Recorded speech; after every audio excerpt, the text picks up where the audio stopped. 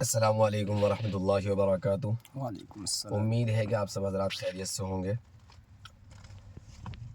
آج ہم جس مقصد کے تحت ویڈیو بنا رہے ہیں وہ بہت اہم ہے کہ اس کی اس دور میں ضرورت بھی ہے اور وہ ہمیں کرنے بھی چاہیے۔ ویڈیو جس مقصد کے تحت ہم بنا رہے ہیں وہ ہے کہ ہم اپنے اماموں کی عزت کریں، اپنے اماموں کا وقار سمجھیں اور ان کی خدمت کریں۔ تو اسی کے اوپر جو امام کے اوپر ہے وہ ہم بتا رہے ہیں کہ امام کے بہت اہم اور بہت ضروری جو کسی نے نکالے ہیں وہ 18 حقوق نکالے ہیں کہ ہمیں اپنے امام کو کیسے عزت دینی چاہیے۔ اس کے اوپر کسی نے 18 حقوق لکھے ہیں، میں آپ کو بتا دیتا ہوں۔ اگر ہم ان پر عمل کر لیں گے تو شاید ہماری بہت ساری مصیبتیں دور ہو سکتی ہیں۔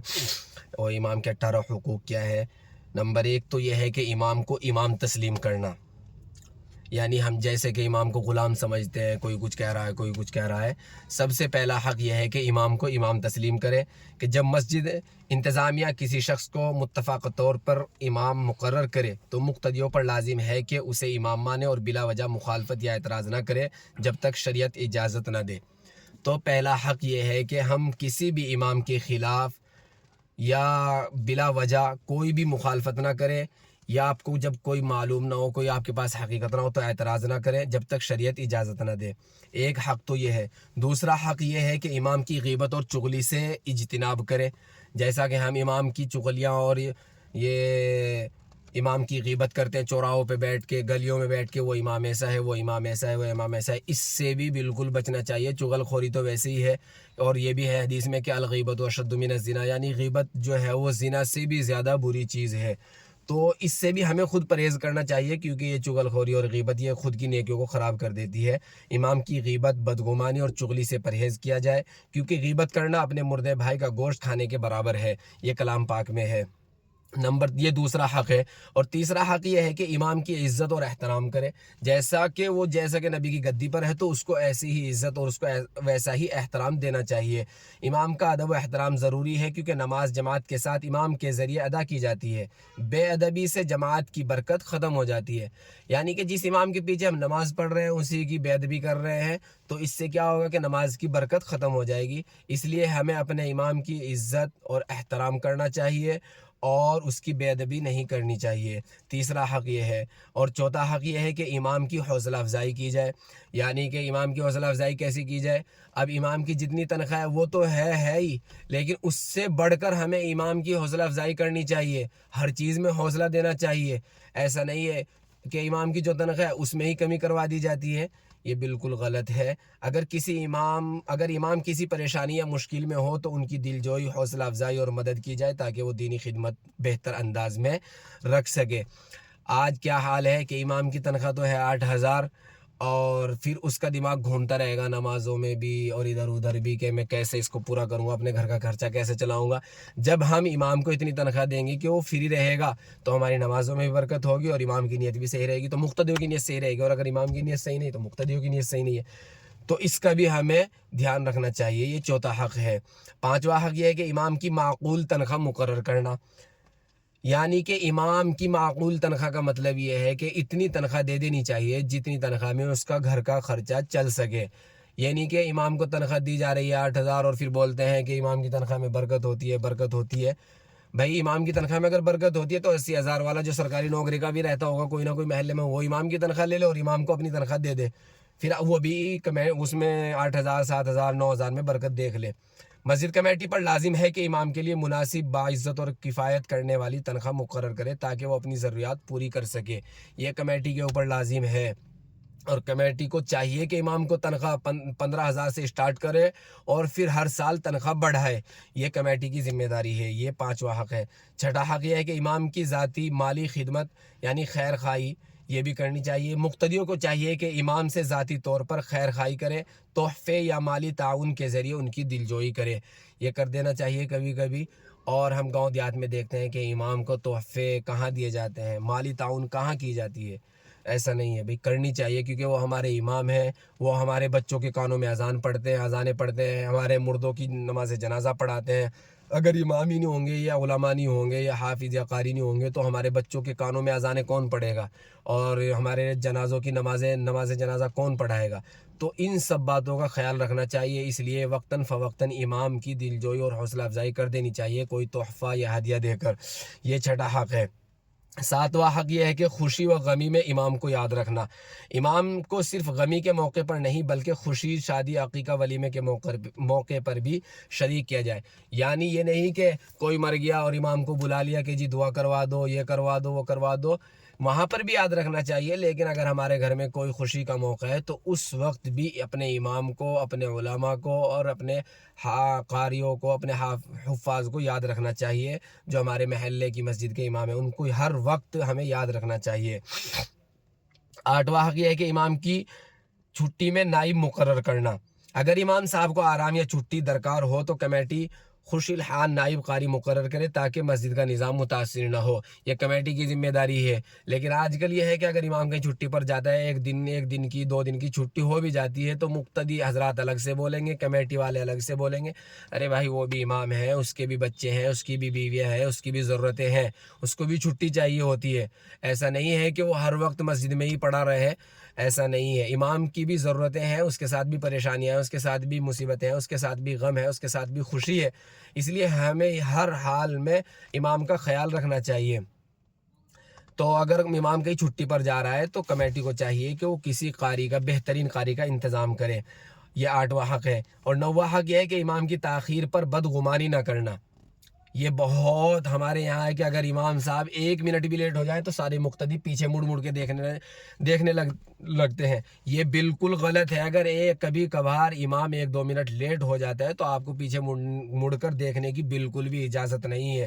اگر کسی نماز میں امام تاخیر کر جائے تو انہیں سست یا لاپرواہ نہ کہا جائے بلکہ حسن ظن رکھا جائے۔ اگر 1-2 منٹ کبھی لیٹ ہو بھی جائے تو آپ ان سے بالکل ایسے لاپرواہ نہ کہیں، سست نہ کہیں، ان سے حسن ظن رکھا جائے۔ 1-2 منٹ کبھی کبھار ہو جاتا ہے ایسا۔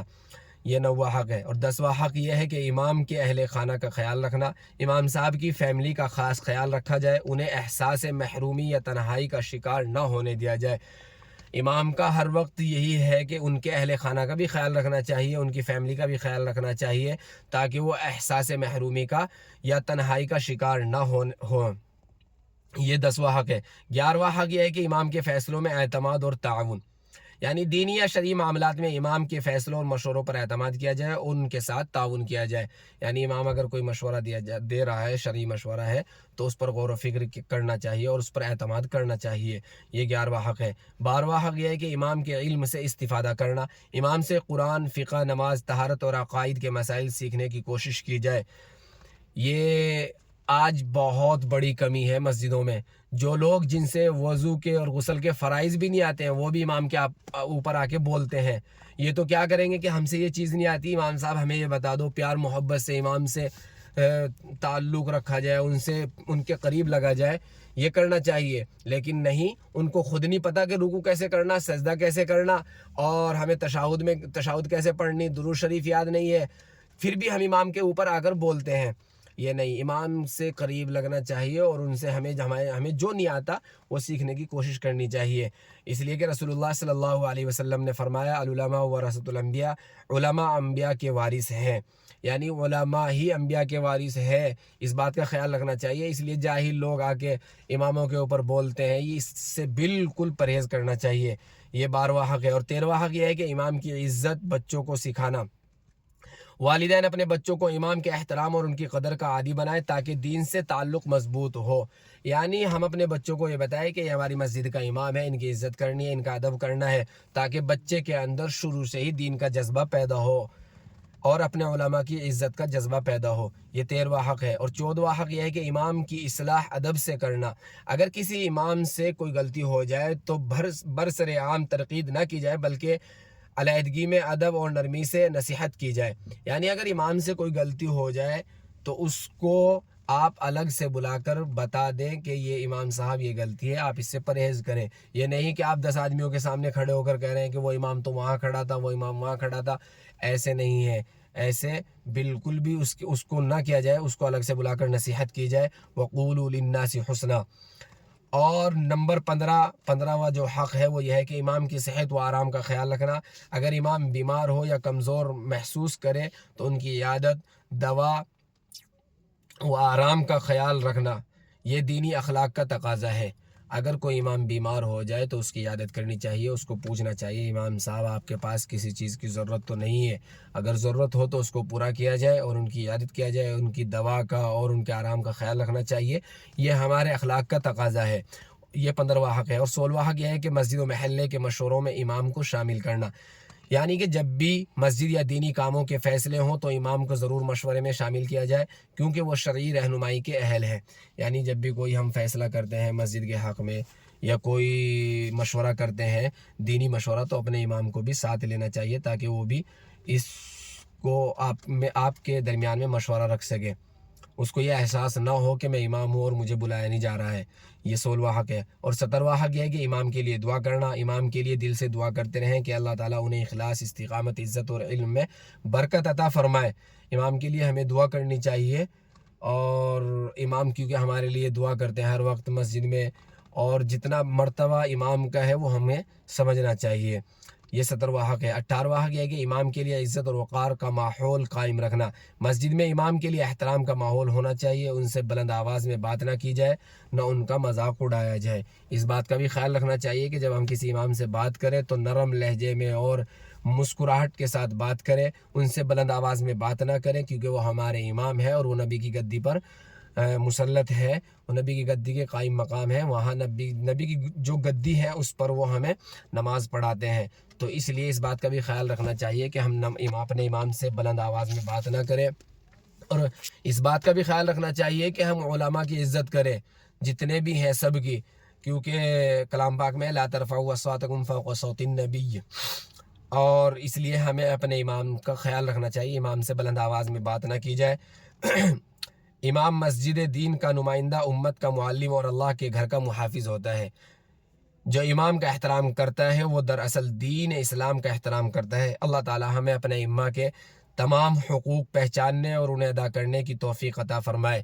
اللہ تعالی ہم سب کو اپنے اماموں اور اپنے علماء کی عزت کرنے کی توفیق عطا فرمائے اور ان کا وقار اور ان کی عزت پہچاننے کی توفیق عطا فرمائے.